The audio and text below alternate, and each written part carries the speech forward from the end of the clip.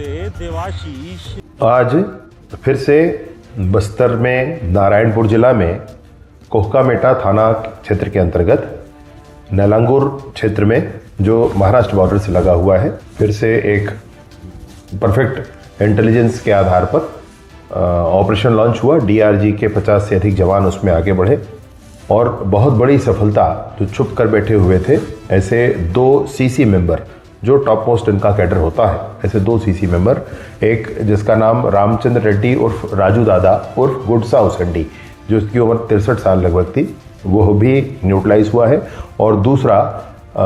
सत्यनारायण रेड्डी उर्फ कोसा, जिसकी उम्र 67 साल थी। ये 2 सीसी मेंबर आज न्यूट्रलाइज हुए हैं। सीसी मेंबर मतलब इनका टॉप कैडर होता है, और ये 2 सीसी मेंबर के आज न्यूट्रलाइज होने का अर्थ ये है कि ये बहुत बड़ी सफलता, एक दिन में 2 सीसी मेंबर का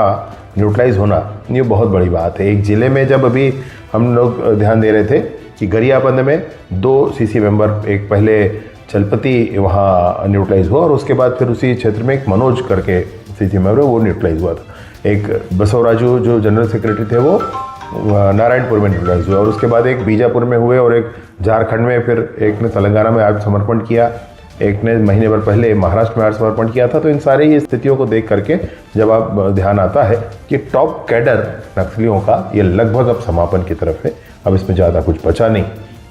बार बार स्पष्टता के साथ यही कहना है कि माननीय केंद्रीय गृह मंत्री अमित शाह जी के संकल्प के आधार पर, माननीय विष्णुदेव देसाई जी के मार्गदर्शन के आधार पर पूरी ही टीम काम करते हुए नियत समय में उचित स्थिति, सशस्त्र नक्सलिज्म का पूर्ण समापन, यह स्थिति ज़रूर आएगी। और इसलिए चूँकि सरकारें प्रतिबद्ध है बस्तर के गांव-गांव तक विकास की गंगा पहुंचाने के लिए, बस्तर के गांव के विकास के मार्ग में लगे हुए आईडी को हटाने के लिए, और बस्तर में कोने कोने तक भारत का संविधान लागू करने के लिए, जो भी नक्सली हैं, जो भी सशस्त्र नक्सलिज्म की ओर है,